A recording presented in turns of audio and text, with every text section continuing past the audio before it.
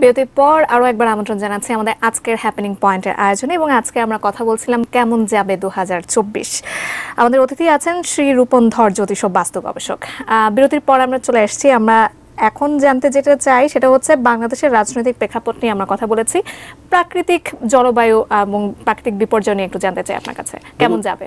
দেখুন, শুরুতেই যেমনটি বলেছিলাম যে রাহু মীন রাশিতে অবস্থান করছে, 2024-এও করবে। তো মীন রাশি কিন্তু জলতত্ত্ব রাশি, তো জলতত্ত্ব রাশিতে রাহুর অবস্থান, রাহু সব কিছুকেই কিন্তু বাড়িয়ে তোলে, অ্যাম্প্লিফাই করে, ফুলিয়ে দেয়। তো সেই দৃষ্টিকোণ থেকে বাংলাদেশে কিন্তু বড় বড় ঝড়, টর্নেডোর মতো ঝড় হওয়ার সম্ভাবনা রয়েছে। উত্তরবঙ্গে বড় ধরনের বন্যা হওয়ার একটা হাই পসিবিলিটিস রয়েছে।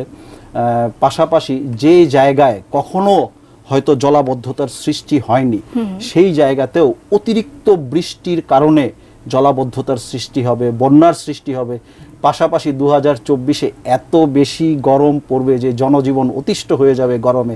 অতীতের সমস্ত রেকর্ড ব্রেক হয়ে যেতে পারে 2024-এর গরমের কাছে। বেশ একটা দুঃসংবাদই আসলে আমরা পেলাম যে 2024-এ গরম অন্য সব যে সময়ের বা বছরের চেয়ে বেশি ছিল তার সব রেকর্ড কিন্তু ছাড়িয়ে যাবে। বেশ একটা দুঃসংবাদ আসলে প্রাকৃতিকভাবে আমাদের জন্য অপেক্ষা করছে বলা যায়।